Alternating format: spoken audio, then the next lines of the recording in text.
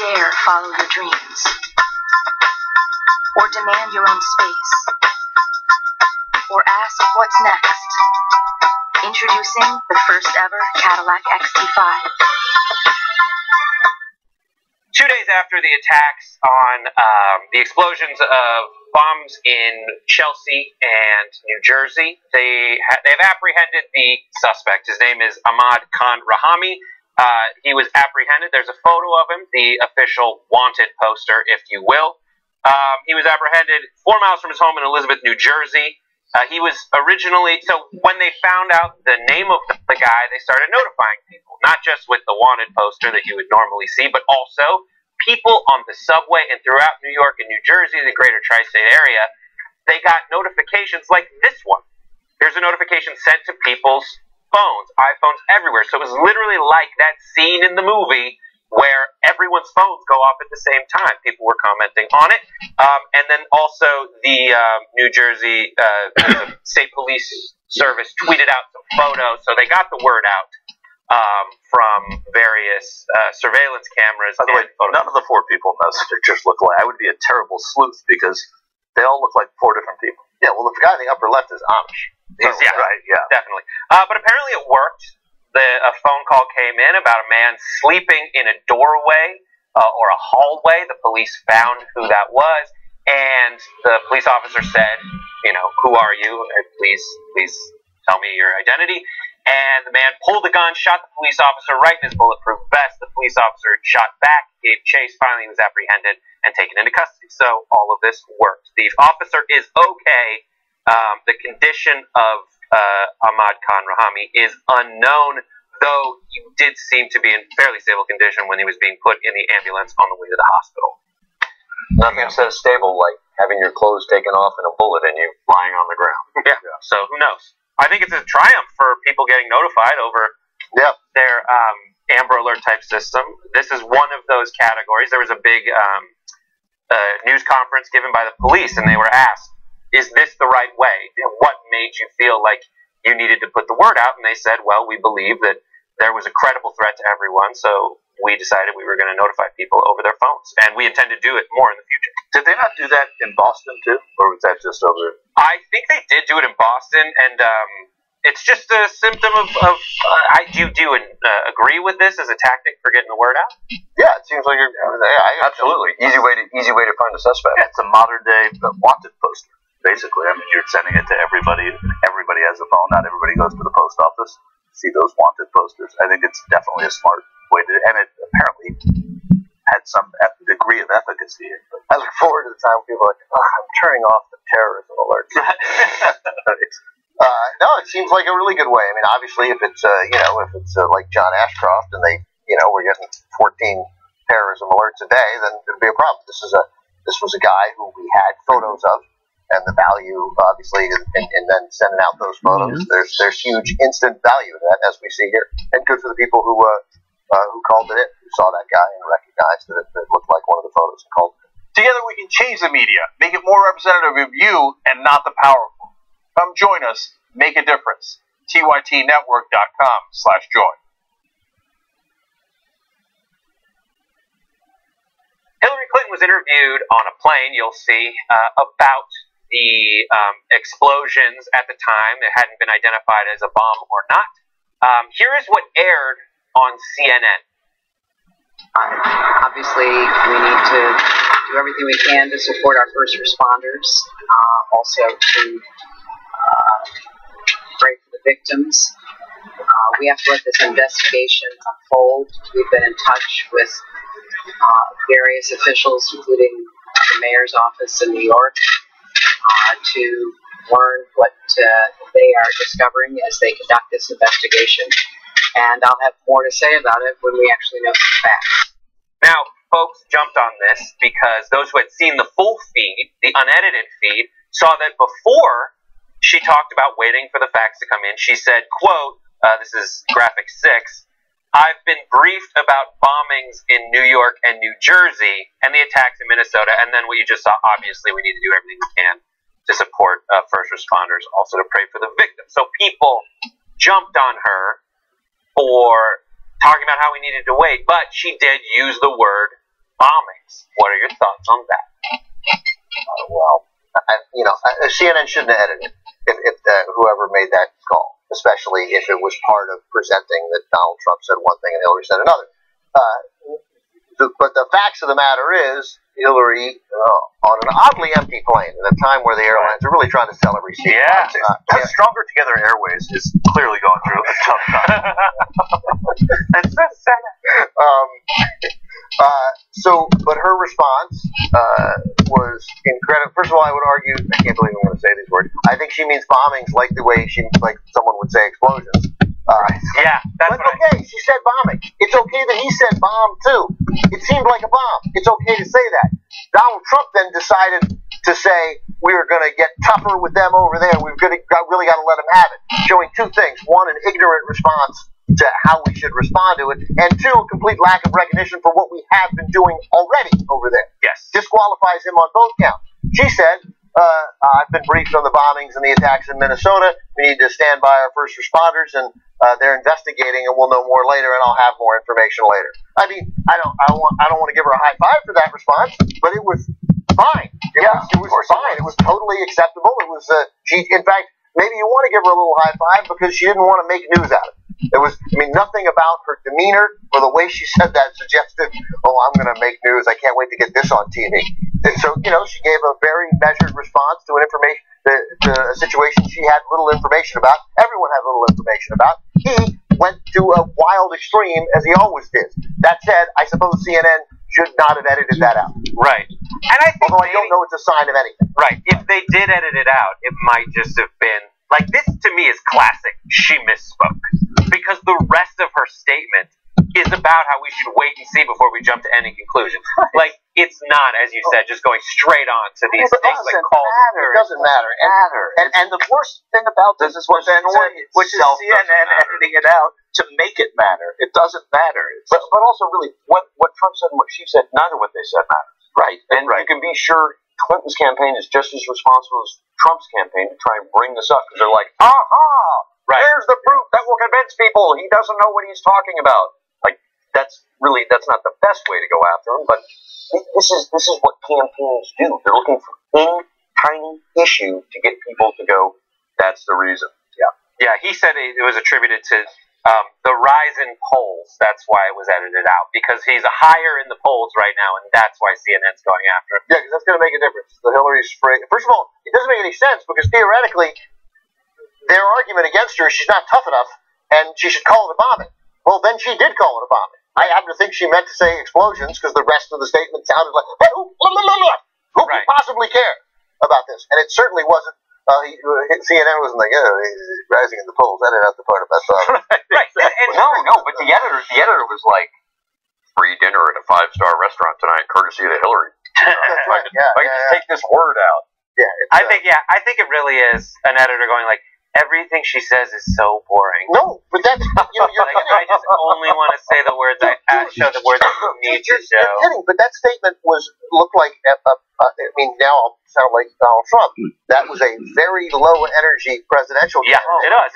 Delivering a very long soundbite that said nothing. And there may have been a desire like, hey man, this needs to be 18 seconds. It can't be 25 seconds. That's how this works. It's a punishment for her understanding the thing to say. Right. And that's the thing to say because it's the smart, right thing to say as president.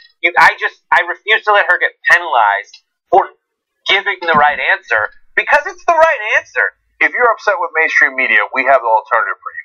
Come build independent media with us. Your membership powers the Young Turks. TYTnetwork.com/join.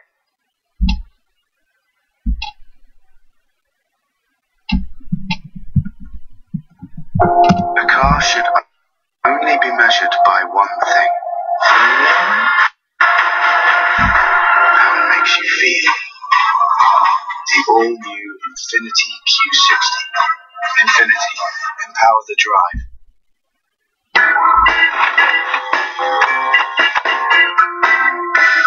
Upon hearing that there was an explosion in New Jersey and in New York, the candidates had different reactions. Trump said that there was a bomb, and later when that was confirmed, here is his reaction as he told Fox and Friends. What I said was exactly correct. I should be a newscaster because I called it before the news. But what I said was exactly correct. And everybody says, while he was right, he called it too soon. Okay, give me a break. But Hillary Clinton used the word bomb shortly thereafter, and nobody said anything about it. And somebody said some of them edited that word out. They took it out. They did. Yeah, this is about to be a giant nonsense story, or hopefully a minor nonsense story, but a nonsense story without doubt. Mm-hmm. Trump went on further to explain how to stop terrorists. Oh, good. What do you mean by we have to get tough? Specifically, Donald Trump, what is the policy in Donald Trump's administration to getting tough? Well, first of all, these are sick people, okay? These are sick, evil people that want to destroy this country. And the way we coddle them and the way we're afraid to say anything and we're afraid to say what the problem is and who they are, and they don't want to say radical Islam. They don't want to talk about radical Islamic terrorism. Obama won't even say the words, neither will Hillary Clinton. But those are just words. What do you mean by getting tough? What do you mean by getting tough, though? We're going to have to hit them much harder over there. You were busy. You were tweeting over the weekend. Last night you sent this out. Under the leadership of Obama and Clinton, your tweet reads, Americans have experienced more attacks at home than victories abroad. Time to change the playbook. Okay, change the playbook. How? Well, we're going to have to do something extremely tough over there. Okay? Like what? Over there. Like knock the hell out of them. And we have to get everybody together. And we have to lead for a change because we're not knocking them. We're hitting them every once in a while. We're hitting them in certain places. We're being very gentle about it. We're going to have to be very tough. Credit to the Fox reporter for asking what Fox reporters don't generally ask. Is that Ducey? It wasn't. No. Impossible. Yeah, but the reaction from Trump is like, I'm just going to kill the clock on this one. Yeah. Like, yes, okay, you're pushing back, but I know that you only have so long in this segment to ask me questions, so I'm just going to repeat myself, and there's no pretense that he will ever come up with a real strategy, because I don't think he understands the actual problem. Yeah. Wait a second, so hitting him harder and cleaning their clocks, that's not a different strategy? Here's what's weird, is like, if someone's clock is dirty and you clean it, that's helping them. Isn't it? Your clock is. Yeah. Here's the question. If they're still using clocks, they're dead. That's the question. Who has a clock? What you should have asked is, who are you going to do this to? Because where? Our government is quite literally bombing and blowing up every person they find that hits a certain criteria worldwide, regardless of violations of international law or anything else. How could we get it? How could we do it harder? Just go after people simply because of their religion? Yeah, so the guy, you're right, give credit to the Fox reporter. I would have thought, well, where? Over there. Where? Where? Like Saudi Arabia? Israel? I'm guessing you don't mean there. Harder than blowing up weddings. Harder than blowing up wedding parties. You know, at the Republican National Convention, Jimmy Dore did a great thing and went and talked to delegates. And said, hey, would you like it if Trump cut unemployment in half in his first 6 years in office? Yeah, it'd be great. Would you like it if he dropped 3,500 metric tons of bombs all over the Middle East? Would you like that? Yeah, that'd be great. Oh, Obama, that's what Obama's doing. So we are dropping bombs. When we find these guys, we bomb them. Not just when we find them, when we think we've found them. Because we've killed a lot of innocent people. Right. So, but hitting them hard means killing many more. Yeah, he means innocent. He means women, children. This is not surgical, where surgery you miss. This is everything. He just means killing a lot of people, and even going further than that to ask which people. Who, it's not even that kind of discussion. You know what? All of them. That's what he's going to say. All the bad people. All the bad ones. I'm not going to kill the good ones. Why would I kill the good ones? All I want to do is kill the bad people. We'll find them and we'll kill them. This is what would happen if he got elected. On day one, he'd open a giant packet that just says, here's the actual problem, as complicated as it is. And what the hell is he going to do? I have no way to judge his approach, even his potential approach to solving a problem that complicated. This is definitely Monday morning quarterbacking, but at the time you could say, okay, look, you seem to be suggesting that there's an obvious tie to ISIS with this guy. Okay, We don't know that, but let's take it for granted. Don't you think then, within another attack then, from a guy at least connected or sympathetic to ISIS, that maybe it would be time for you to reveal what that ISIS strategy is, the secret ISIS strategy that you say is better than the general strategy, but that you can't tell us, which sounds to me like somebody who doesn't have a strategy. Right. Again, some people will hear that question and think, oh, wow, that guy's really biased against Trump.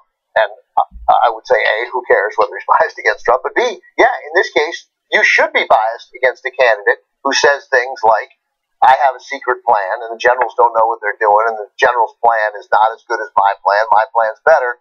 And then in the same moments later, when he talks to Matt Lauer, says, I'll convene the generals in the first 30 days and we'll come up with a plan. Right.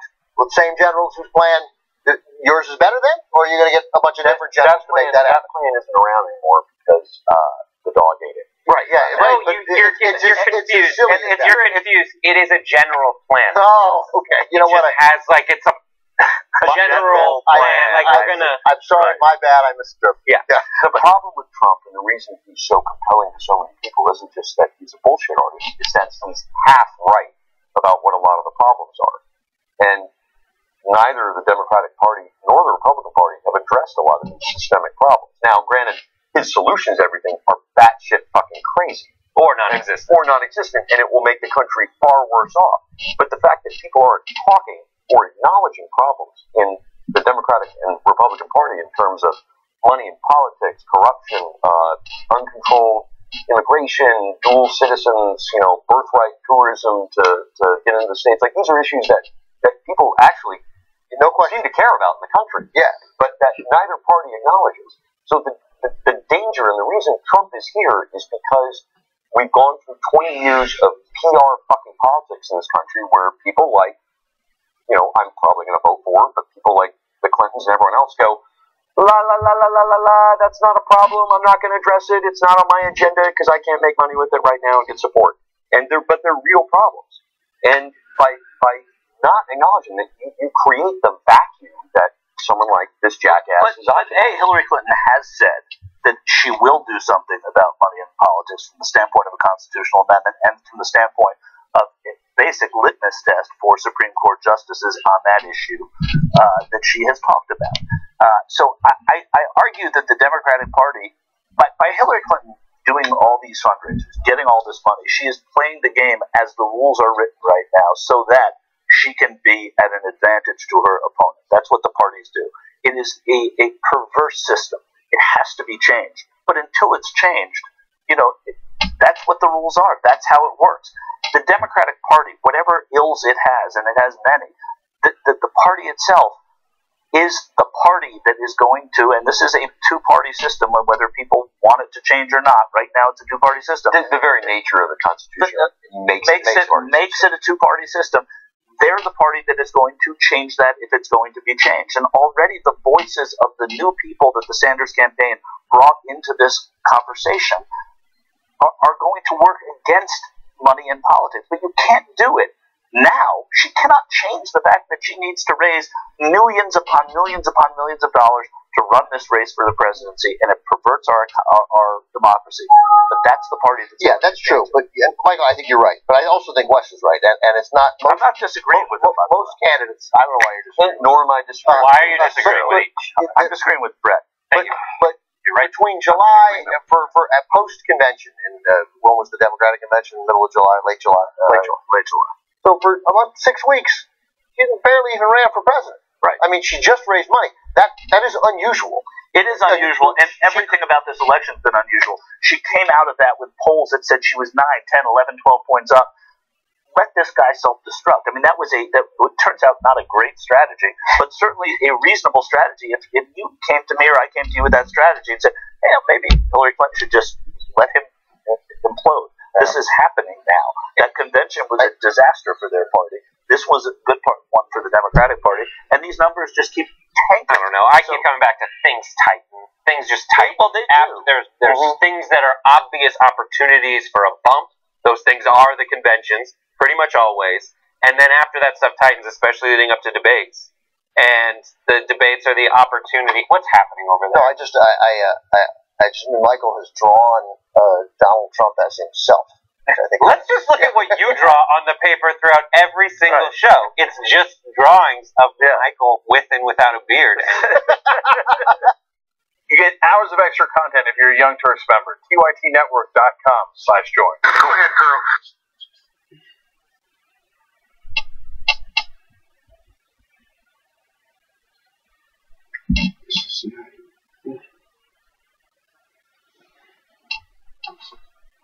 At CC's, flavor-loaded pizzas don't have to come at a loaded price. But you already knew that.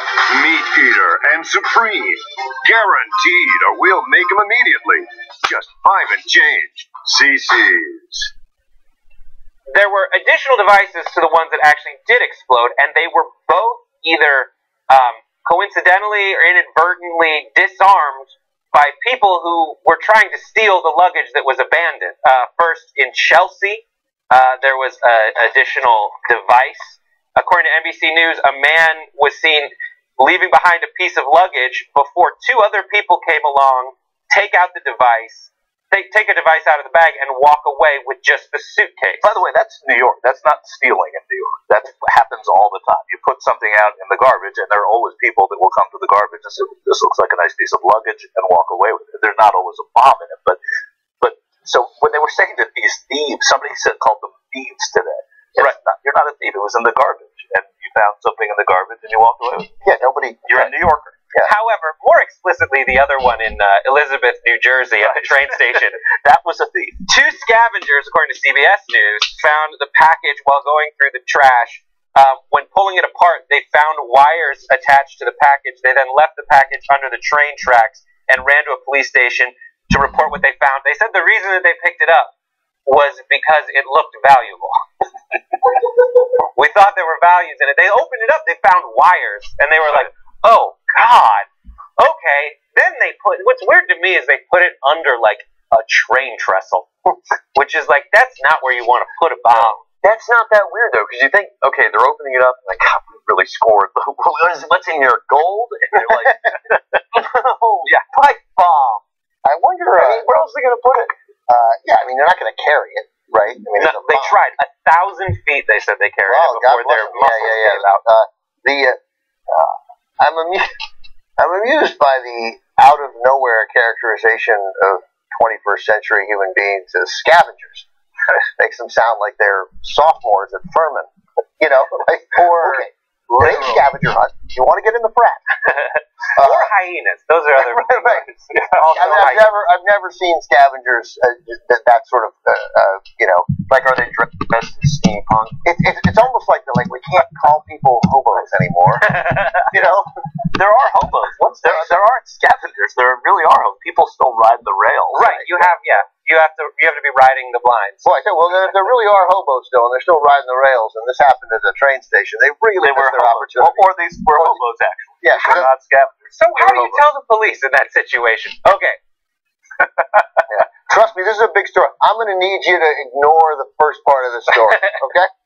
This is good. This is, and there's also the fact that it was scavengers and people stealing something, and the people taking the good suitcase in New York, and these are very, very, very New York stories. But so is the motive and the inciting incident that pushed this guy to do it. I mean, which is, dude, the man was against my fried chicken shack. And people were pissed off. So it must have been people discriminating against me rather than we're running a business where we're sending people to pee on the neighbors' yards. Right. So do we believe that to be the motive?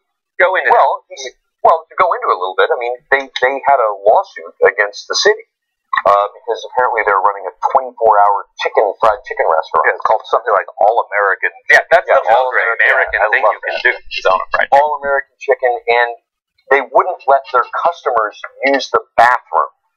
So instead, they'd be like, we have a bathroom. You're not going to use it. Go outside. And, of course, they'd go outside. They'd pee in the neighbors' yards. So the neighbors got sick of it, and they said, hey, police, you got to shut these guys down at whatever time at night.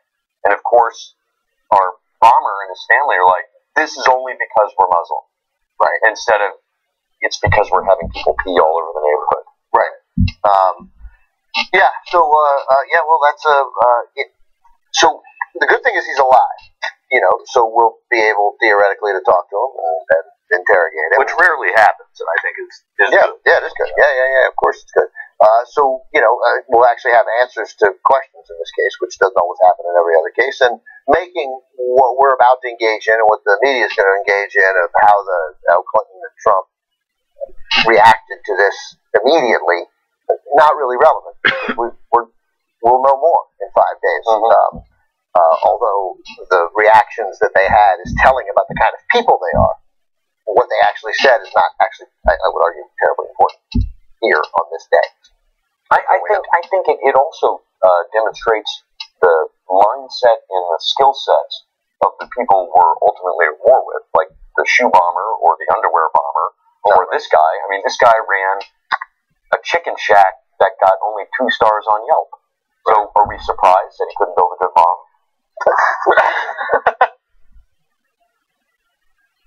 You get hours of more content if you're a TYT member. Somebody go get a six-pack. And let's all enjoy it together. TYTnetwork.com/join.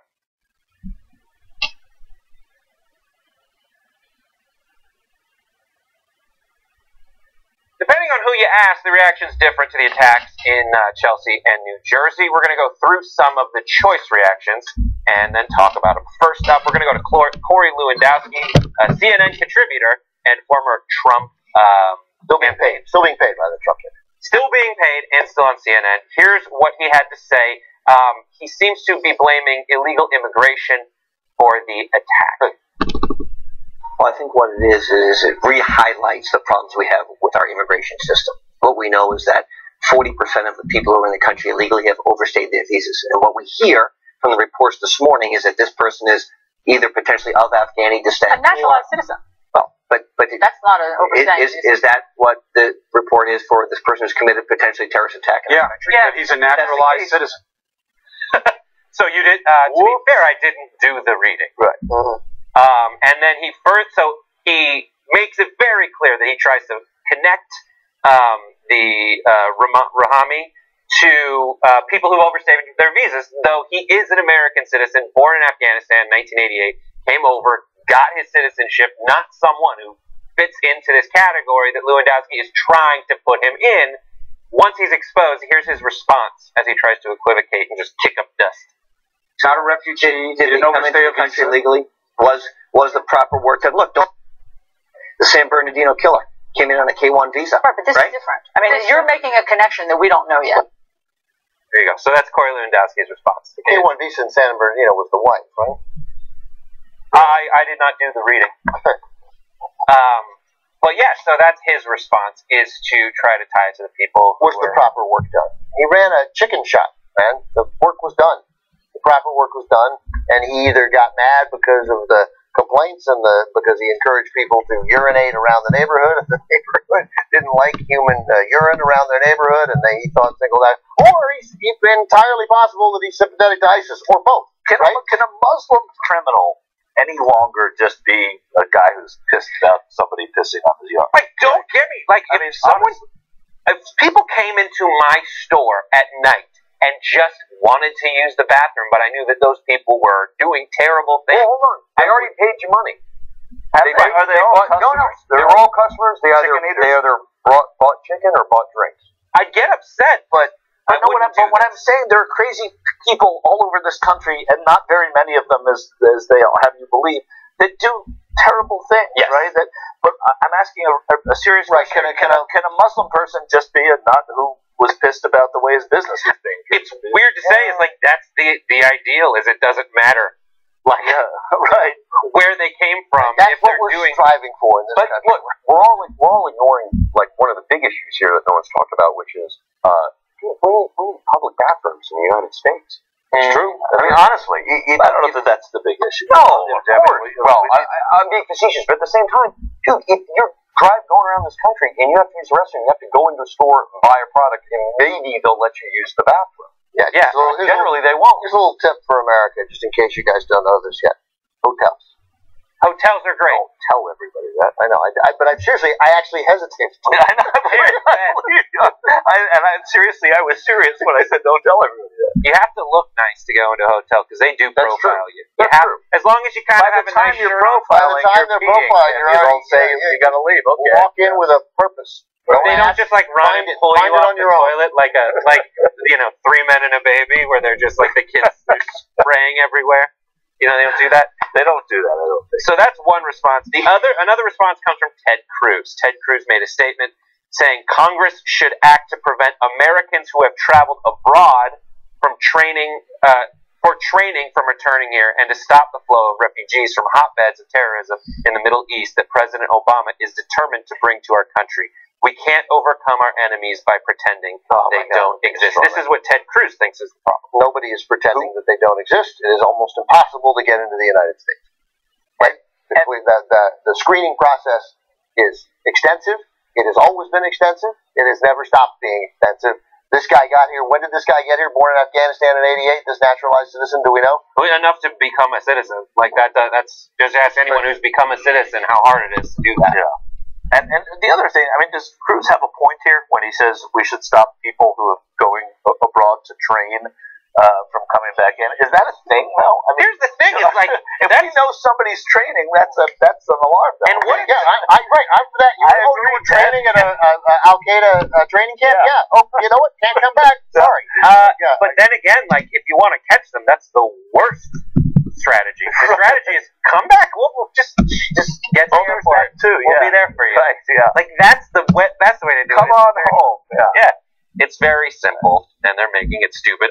Hillary Clinton has a different reaction. She says, "Sorry, cue the booze." There are millions of law-abiding, peaceful Muslim Americans.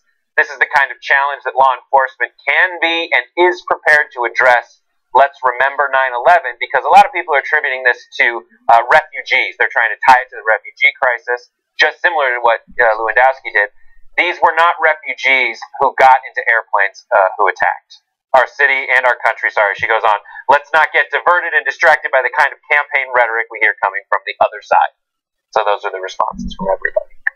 Yeah, well, those are predictable and sort of sane responses from Clinton. That's true, is that the labeling of these people as because we opened our arms to Syrians, we've got the pot here. That's not even close to being right. The people that have done a lot of these things have come here to do them and not been from here.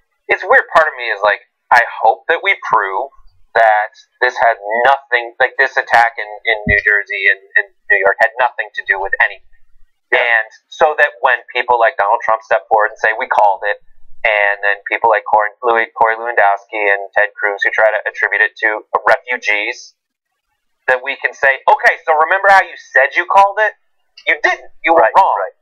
That's kind of what I mean too. Is can you just be a Muslim who commits a horrendous crime without being an enemy of the state? Yeah, and then the counter argument is like, we shouldn't let white Europeans come in here because then their descendants shoot up schools, right? And serial kill in weird ways. Like that's I think that might be your argument. As percentage of overall population, a small percentage that end up being a problem, and at least Obama's approach is part of a strategy. Like, and people who seek to increase give us your tires for your huddled masses. Like, that's part of a strategy that says, listen, we don't want to alienate the millions of law-abiding people. We want to, yes, of course. I will agree with Donald Trump. I do want to find the bad people.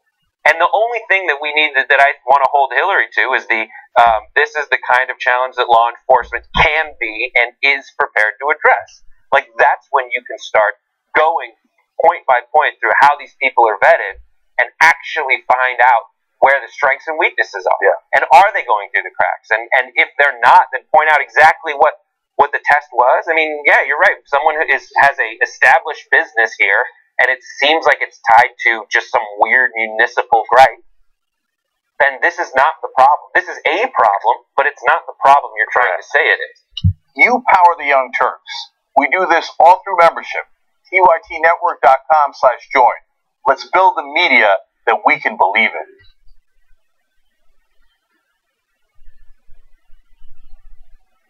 Jill Stein was on a podcast with Glenn Rush, and she talked about major figures in the candidacy for president, as well as, Vladimir Putin, normal chit-chat. So here's what first she had to say about Donald Trump. throw this out here, but I mean, you're somebody who's done diagnoses. I mean, do you see him? What would your sort of clinical opinion be of what you've seen him in public? Do you have any clinical opinion on him? I don't pretend to, be able to do a TV diagnosis, but I think the guy has a problem. The guy has a lot of problems, physical, mental, emotional, cognitive. He comes with a whole lot of baggage, and I think it's pretty obvious. All right, well, okay. Good. Not arguing that point. Not arguing that point. A good answer. And also, I like very much the. I don't want to give a TV diagnosis, right? But I will. Here's a doctor. We should remind everyone, Dr. Jill Stein. That's right, Dr. Jill Stein, and that was the end of her interview on the podcast with Glenn Fresh, I guess. Right? No, it wasn't. There was additionally, she contrasted Hillary Clinton to Donald Trump, maybe implying Hillary Clinton might be the worst of two evils. Do you view a Trump presidency as a potential purgative, as something that clears the decks, or what would you view a Trump presidency as? You've outlined, by the way, a very convincing case against a Clinton presidency. To me, one is death by gunshot wound, and the other one is death by strangulation. Neither one of them is acceptable. But do describe the strangulation for me as well as you have described the gunshot. Well, I'm not sure which one is which, to tell you the truth. Well, put it this way, under Donald Trump, we've seen the foundation of the Republican Party move into the Democratic Party. So Donald Trump, I think, will have a lot of trouble moving things through Congress. Hillary Clinton, on the other hand, won't. And, you could say that Hillary... You're absolutely right. Yeah, Hillary has the potential to do a whole lot more damage, get us into more wars faster, to pass her fracking disastrous climate program much more readily than Donald Trump could do his. So I think it's arguable about which one will wind up being more harmful to us. So is that true? No, it's not. In what way is a gunshot worse than strangulation? No. In what way is it not true? I'll tell you why it's not true right now, and it has to do with the environment, fracking, and everything else. Donald Trump does not believe that climate change is actually happening. He said he would get rid of the EPA. He would get rid of a lot of pollution standards, and that means we would spend 4 years pouring even more carbon in the atmosphere, at which point it's going to be that much harder to claw back. And Hillary Clinton at least acknowledges climate change is happening, and we'll be able to beat her over the head with it to force through a national mobilization. And if Donald Trump wins the presidency, Brett, if he wins the presidency, we can infer sitting here now that means, and I think no one would disagree with me, that the Republicans hold the Senate and the Republicans keep the House of Representatives, which means the exact opposite of what Jill Stein just said. Yes. It means that Donald Trump will have a Congress that wants to do and undo as much of Barack Obama's legacy as president, as much as the Democrats have tried to fight. He will try and undo that, not to mention the Supreme Court justices, which he will be able to push through anyone that he wants, and the people that he's going to get counsel from are the people like Mitch McConnell that say, yes, this justice will pass. He and his naive administration at that point will say, okay, we'll give you that so we can pass this. It is so untruthful of Jill Stein, who got 0.36% of the vote in 2012 for president, and somehow the Greens nominated her again after that stellar performance. So disingenuous for her to say that there is no difference between the two of these, strangulation or gunshot. And it's taking advantage of a feeling among people who don't feel affected or included in the political system. It is exactly the same tactic that tobacco companies used in the 1950s, which is, hey, everything's bad. They're just as bad. The tobacco company said, maybe it causes cancer, maybe it doesn't, who knows. In the meantime, keep smoking, because we're not sure. And she's relying on people not being able to make a decision and to say simply, hey, they're both horrible, as if there is no difference. It's inconceivable that in this day and age, in a partisan world, that any Democrat and any Republican would have no difference. Right. If John Kasich was the nominee, we'd be having different conversations. Because John Kasich would not run the risk of running the country off the cliff. He's not an authoritarian. I don't know what people who think that somehow there'll be this giant stand-up moment in America where all the right-minded people say no to Donald Trump after electing him president. The time to stand up to Donald Trump is right now, not in January, right goddamn now. And if you vote for Jill Stein, if you cast a vote for Jill Stein on November 8th, you are essentially saying, I would like Donald Trump to be president. That's right. That's all you're saying. And so the notion, because what giant sort of authoritarian men have taken control of a country and then quickly ceded power. That's generally not what they do. And how many elections have we had since 1932 where an incumbent has not been reelected? Twice. One in 76, one in 80, and one in 92. That's it. Otherwise, you're looking at probably 8 years of Donald Trump. You think it's going to be different, and you think, oh no, there'll be this progressive wave in 2018. Have you looked at who's up for Senate re-election in 2018? No matter who's in office, the Democrats are almost certain to lose seats in 2018 just because of the incredibly tilted map that the Democrats are facing in 2018. So Donald Trump will be elected president. He is likely to have the United States Senate with him if he wins, and he is certain to have the United States House with him. So he'll control both houses. And yeah, sure, there'll be an ability, they'll stand up to him a little, but the notion that somehow Hillary, because she doesn't embrace climate change to the extent that Jill Stein does, an issue that we're all closer to Jill Stein on than we are to Hillary Clinton, but the notion that somehow what she passes will be worse than what Donald Trump will get through, that's insane. That means everybody taking their kids or is she a pediatrician? Internist. Everyone taking their parents to see Jill Stein. That's a crazy bit of logic. That is an insane bit of... There are reasons not to elect Hillary Clinton president in the abstract. Those reasons I expect the person running against her to use. Too closely tied to Wall Street. Showed a tremendous lack of political courage at the most important moment in her political career at the Iraq War. You don't trust her instinctively because they are opaque and celebrate their lack of transparency. Those are really good, compelling reasons not to vote for Hillary Clinton in the primary, or, I would argue, if the Republicans hadn't gone off the deep end and nominated an authoritarian madman. But not now. Not now. And the notion that, again, that we are going to band together after Trump's elected and stop him and then turn the tables in 2018, the time to stop him is right now, for the next 45 days. Tell your friends, tell your neighbors, do all you can, and then, as Bernie Sanders said, a guy who, for not 1 second, acted like a regular politician, who seemed more honest, more trustworthy, more genuine than anyone we've seen in the political process in my lifetime. He says to vote for Hillary Clinton. If you can't follow that guy's lead, then I don't know what you're waiting for. I don't know what moment or what leader you're waiting for. You have a leader of the progressive movement. His name is Bernie Sanders. He is unequivocal in what you should do on November 8th. Do it. Tell your friends and use whatever forum you have to your audience to tell them to do the same thing. And then I swear to God, I am with you, and I think most people here will be with you. If Hillary Clinton fails to deliver on the things that we have a sneaking suspicion she's going to fail to deliver on, encourage and run somebody against her in 2020 from the left. But mostly, work to force the Democratic Party to adhere to that liberal platform, that progressive platform that they passed in July, and try to make that happen and use the power that you guys have to push her to the left. The power. I mean, it's unprecedented that so many newer voters, so many younger voters, so many people new to the process and passionate about the process have this much influence right now. It's never, I mean, I can't remember a time, maybe in the Vietnam War there was a little... Your vote could possibly never count more than this year. Your vote couldn't count more. You can make a difference, even if it's not someone you're excited about. You can make a difference to stop a divisive, racist, bigoted madman from becoming president. You'll never have more power. Embrace it and use it. At the Young Turks, we believe in change. We believe we can change the media, make it more independent. Come do it with us. tytnetwork.com/join.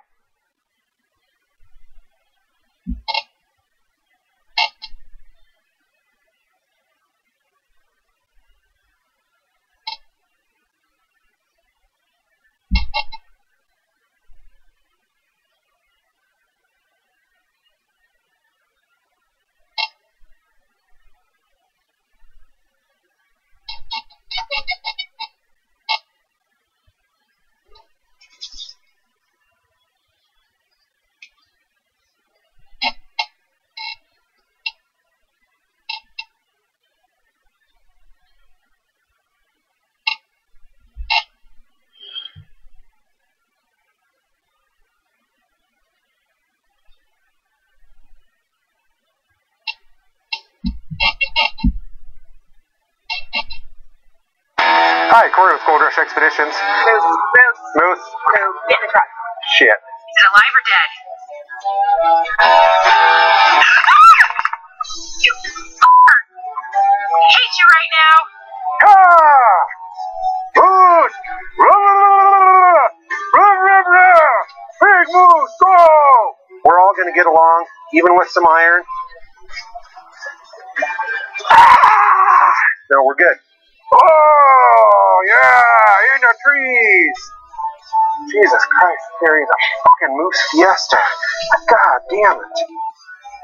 Anybody out there can sell you a claim that has no value.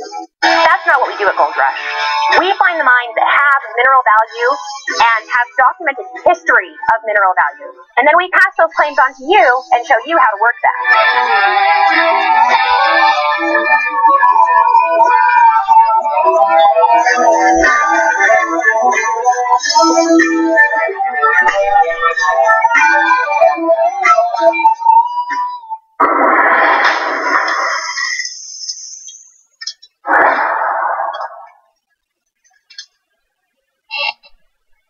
Corey Feldman's recent performance on the Today Show has gone viral, although probably not for the reasons that he would like. Let's take a look at some video. So there we see some dance moves. That is good, very honestly. I mean, choreographed. Very Sia.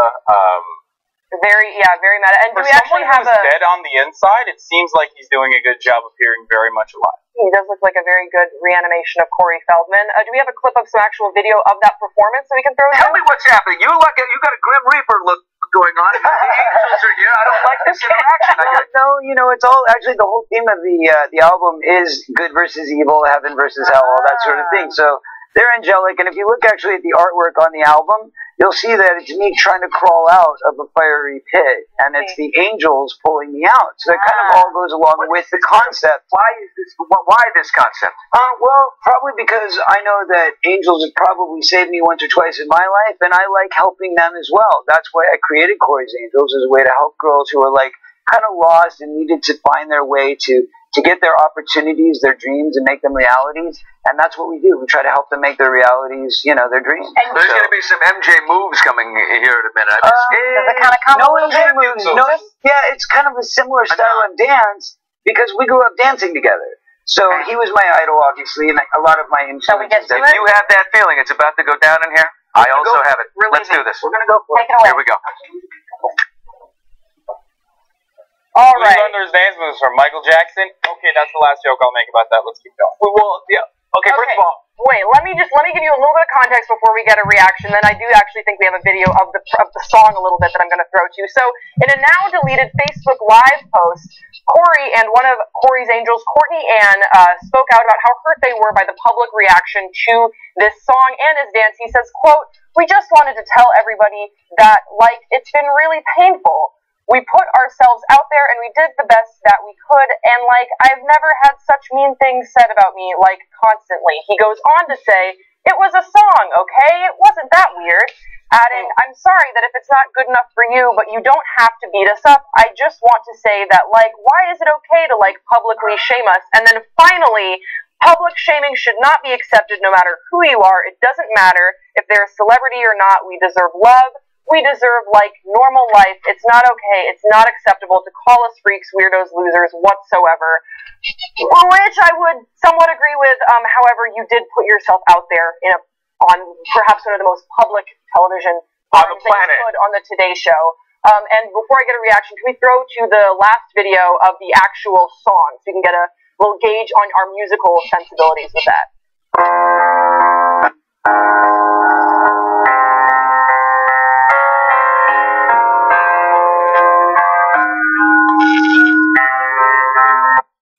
Alright, guys. Jason, Hassan, you guys are both big fans of music. Totally. Well, and I was also, I'm a dancer, so that choreography was very interpretive. I don't know who choreographed that. They probably made a lot of money, but it looked great. But here's the thing. Okay. Can anyone go on the Today Show for the concert series? Because how in the hell did Corey Feldman get on the Today Show? Normally that's reserved for such acts like Mariah Carey, Ariana Grande,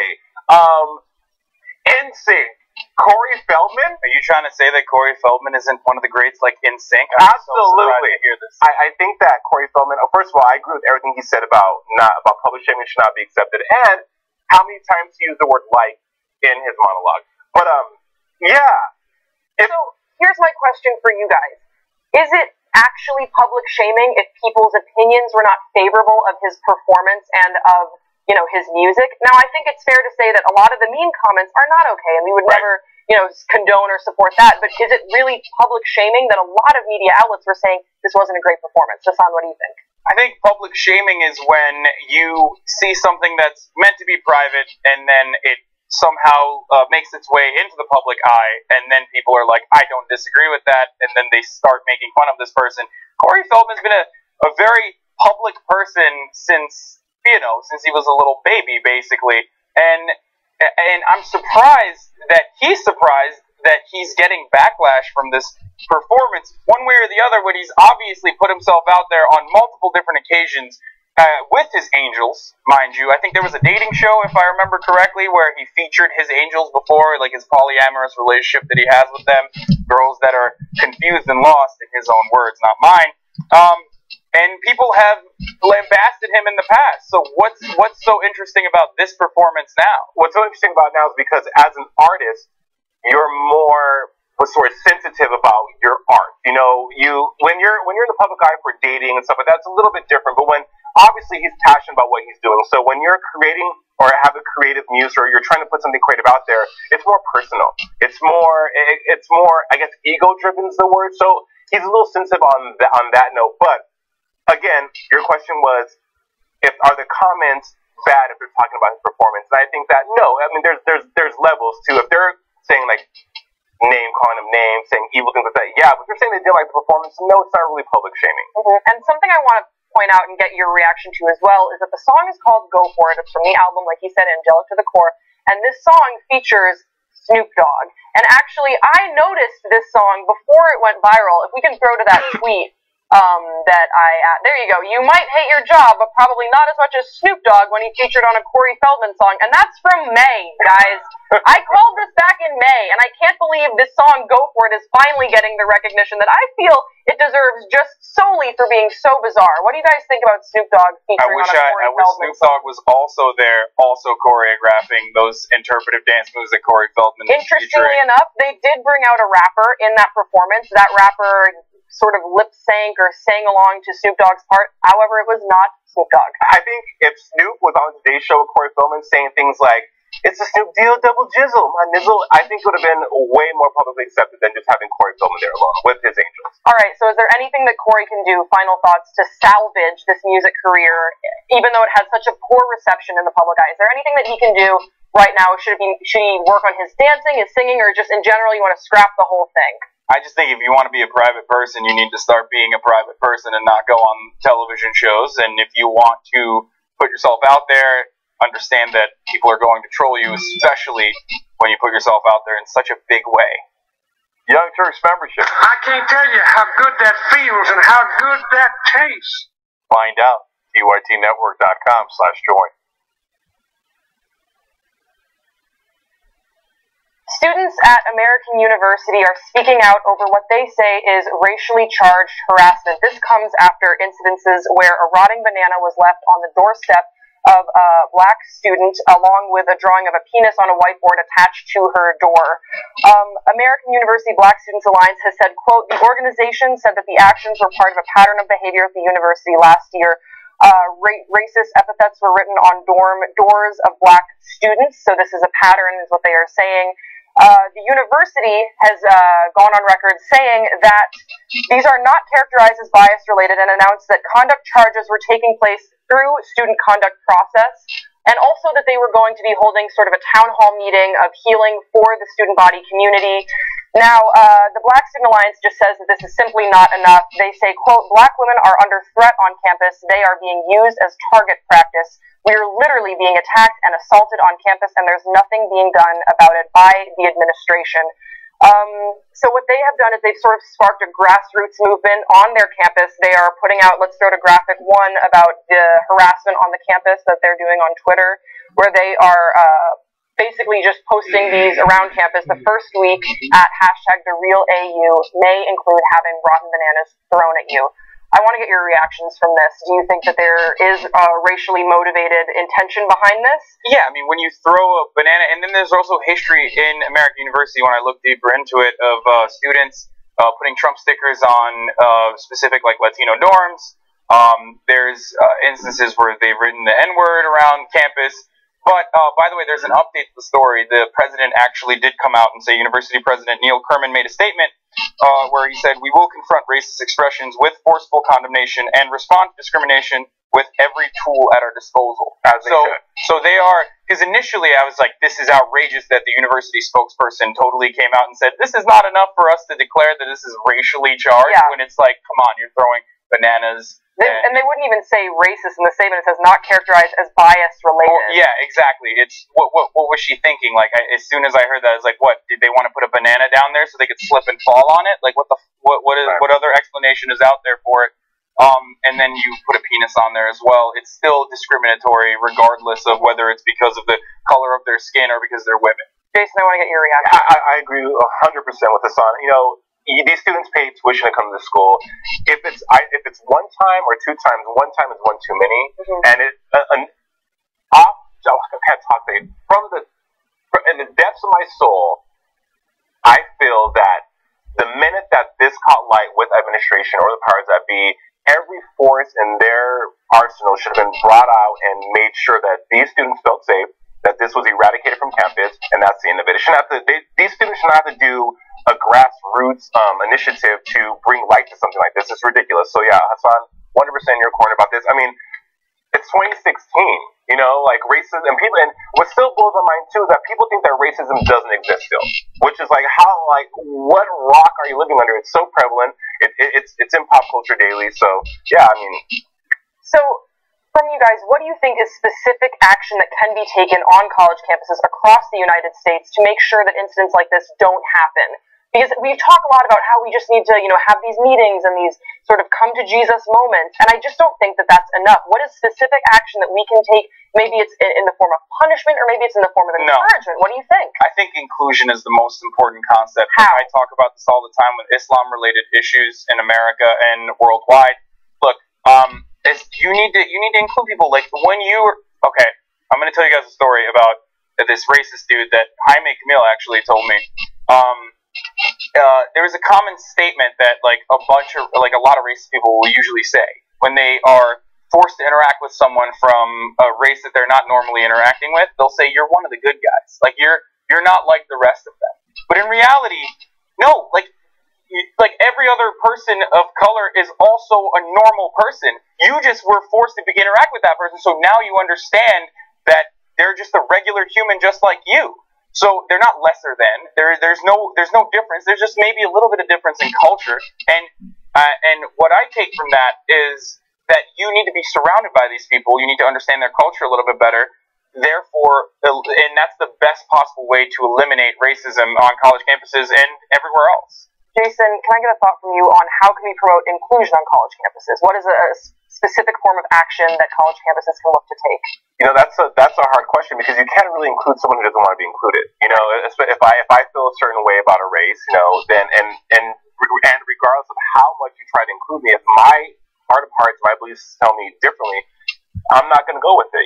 So that's I really can't answer that. I think that the initial question was, is there one specific thing that we can do? I don't think there is. I think that you need to keep. It's like a broken record, I know, but you just got to keep putting it out there that this is not acceptable, and there's consequences that you'll have to pay. I do think that making sure that there are consequences, that there is swift action when kids do dumb things, racist things like this on campus, I think that's so important. Too often they're going to be reprimanded, they're going to be talked to. No, there should be consequences. This behavior isn't acceptable, and I like that the president of American University has come out and said that, because it's not enough to just say we're going to have a town hall meeting, we're all going to come together, and because the thing with town hall meetings like that, because I remember I went to Elon University, and we had a similar sort of incident on our campus. The racists don't go to those meetings. Right. It can be an open door policy. Everyone is welcome at this meeting. Great. Well, they don't want to be there. So I think that it's important that there are consequences. Like, for example, they will ensure that there's at least one sort of like gender studies class that you need to take, or some sort of like African American studies class that you need to take before you graduate from college in order to get your degree. And I think those things are really important. I think forcing people to understand that college is a big part. Like a big part of college is learning other cultures, expanding your world, getting outside of yourself. Yeah, getting outside of yourself, getting outside of your normal circle. Like if you're a kid that grew up in Missouri and you somehow happen to find yourself in an area where there's different demographics that you had never encountered before, you take advantage of that instead of trying to stay within your own community, because that breeds even more polarization, even more hatred that way when you're like, oh, look at them, like it's a us versus them mentality, which is why I mentioned inclusion. What college campuses can do and do aside from forcing certain aspects into the curriculum, what they can do is just hold like events that center around that. Like they do cool, fun stuff. Food is a really important thing. Cuisine Food brings people together. Exactly. It does. I'm not kidding, it does. Eats.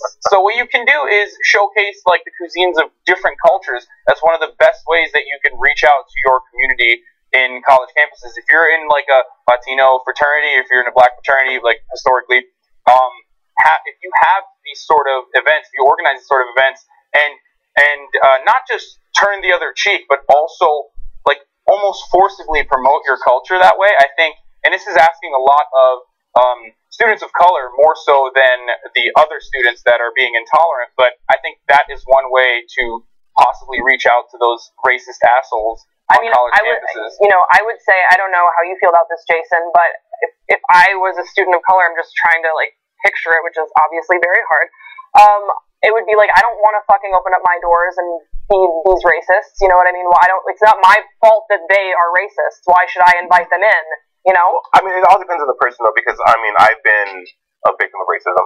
You know, I'm from Albuquerque, New Mexico. There's not a lot of racist people in Albuquerque. I mean, there's racism everywhere, but, I mean, there was one instance back in high school where I was definitely targeted, and it was, really scary. It was right after Columbine, and so, people felt a certain way, but I agree with you. They're not going to want to do that, but I think if we're going to want inclusion, the people that are said victims might have to be the bigger people and reach out, Exactly. And it's asking a lot. Like, I completely understand that.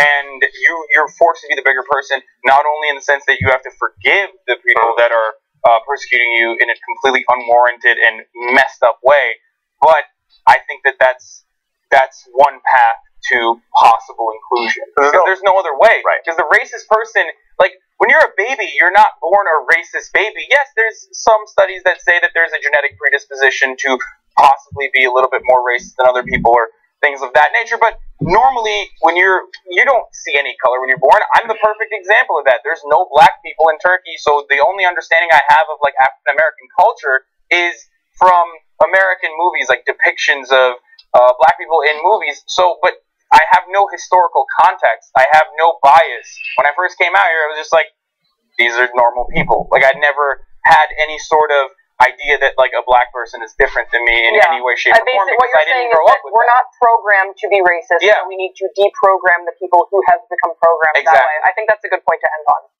You get hours of extra content if you're a Young Turks member. TYTnetwork.com/join. Go ahead, girl.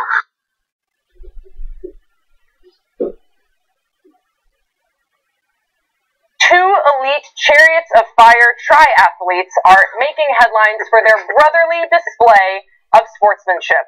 Let's take a look.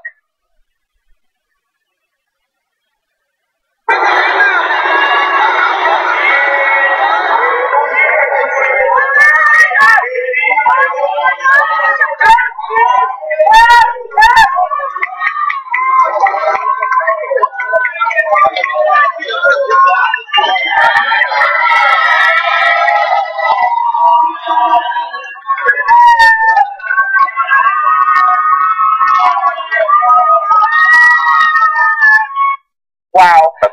So, like I was saying, that is Alistair and Johnny Brownlee, and they are two triathletes from Great Britain. And Alistair actually just won gold at the Rio Olympics, and Johnny won silver at the Olympics. They are considered really the elite of their sport. And this was at the ITU World Triathlon Championship event.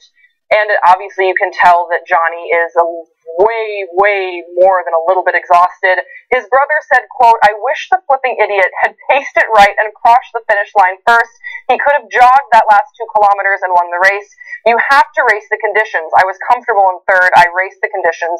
I took the water on, made myself cool, and I was all right." And worth noting that Johnny is doing a world better now. He was hospitalized. He was hospitalized. Yeah. He is in good condition now. And he actually ended up placing, let me see where this is, he had a second place finish overall.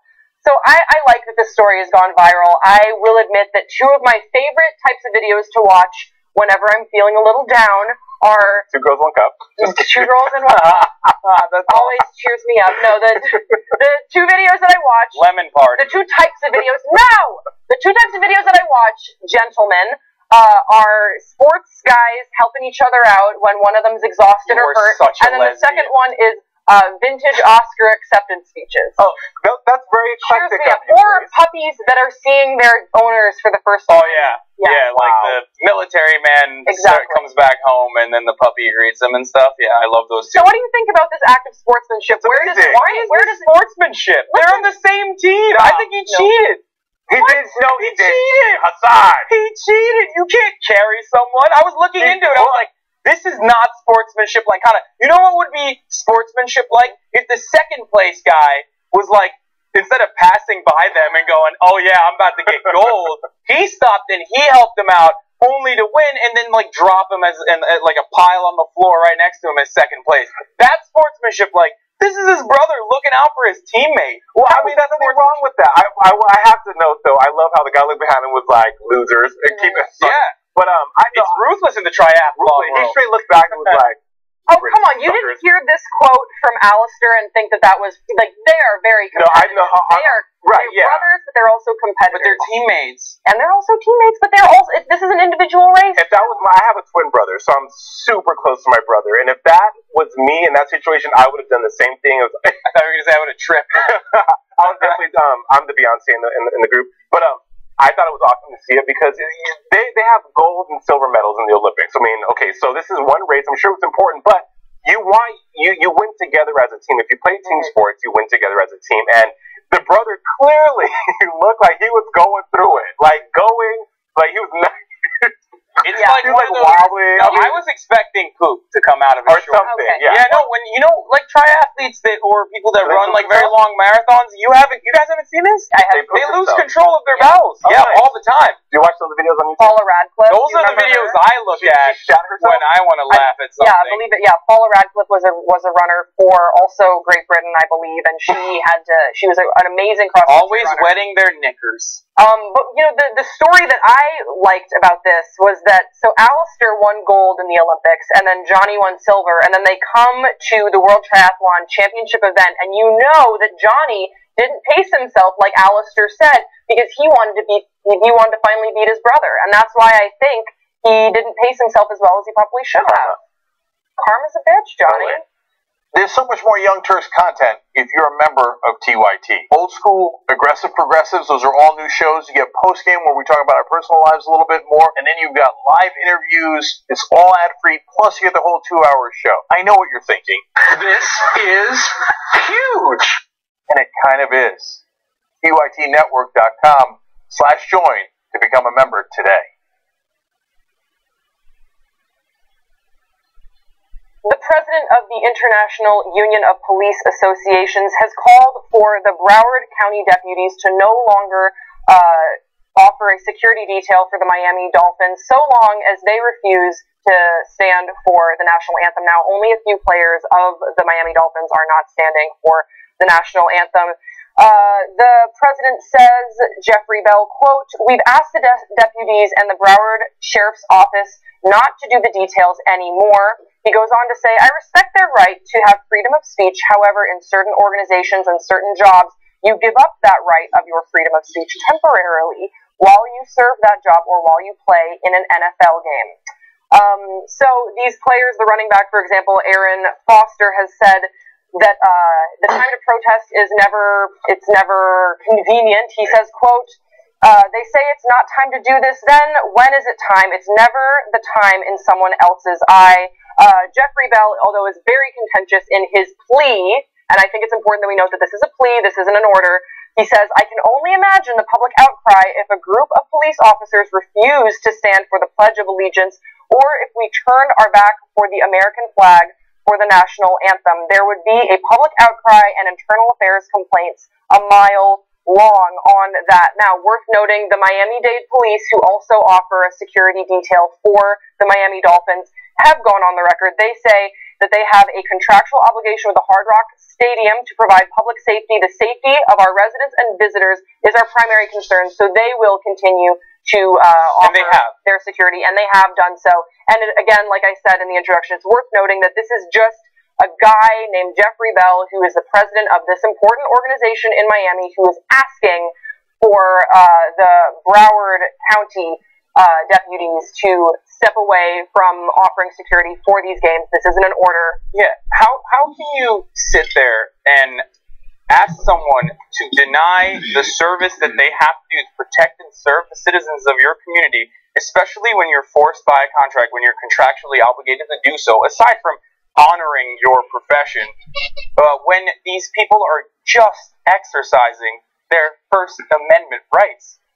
How can you do that? How can you ask that? This person, I mean, look, I want to say this person deserves to be fired because I'm heated in the moment. I feel like we always escalated to that situation. But this person needs a stern fucking talking to. All right, well, Jason, what would you say when he says, I respect the right to have freedom of speech, however, when that job or while you play in an NFL game, you have to sort of temporarily suspend that. That's not true either. What do you think about that? That's what he says. So that's what, there's a lot that was said here that really blows my mind about, especially, okay, let me answer your question. I don't agree with that at all. I think, first of all, when you play in an NFL game, viewers are going to hate me, but it's just a football game.